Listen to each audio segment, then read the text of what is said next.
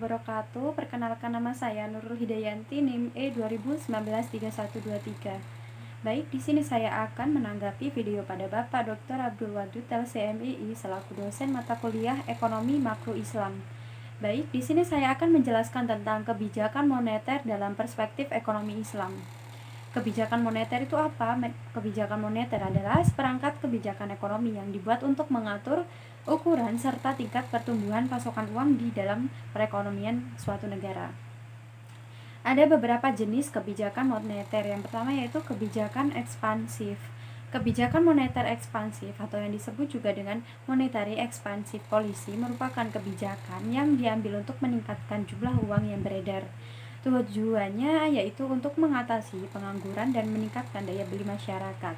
Kemudian jenis yang kedua yaitu kebijakan kontraktif. Kebijakan kontraktif adalah kebijakan untuk mengurangi jumlah uang yang beredar. Kebijakan ini dilakukan suatu negara yang tengah mengalami inflasi. Kebijakan ini disebut juga dengan kebijakan uang ketat. Kemudian ada beberapa tujuan dari kebijakan moneter. Di sini ada 8, yaitu yang pertama untuk mengedarkan mata uang sebagai alat pertukaran dalam perekonomian.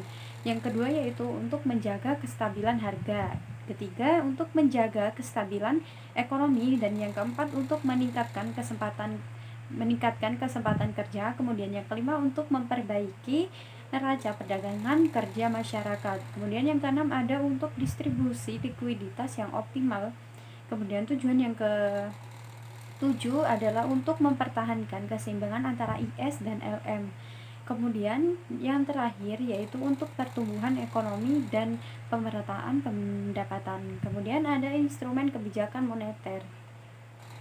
Yang pertama ada kebijakan operasi pasar terbuka, kemudian ada kedua kebijakan diskonto, yang ketiga ada kebijakan cadangan kas, yang keempat ada kebijakan kredit ketat, kemudian yang kelima ada kebijakan dorongan moral, dan yang terakhir yang keenam yaitu kebijakan tingkat suku bunga.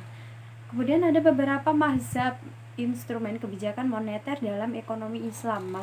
Yang pertama ada mazhab pertama Iktisaduna. Pada masa awal Islam tidak diperlakukan suatu kebijakan moneter karena sistem perbankan hampir tidak ada dan penggunaan uang sangat minim. Jadi tidak ada alasan yang memadai untuk melakukan perubahan-perubahan terhadap penawaran akan uang melalui diskresioner. Kemudian yang kedua yaitu mazhab kedua atau mainstream.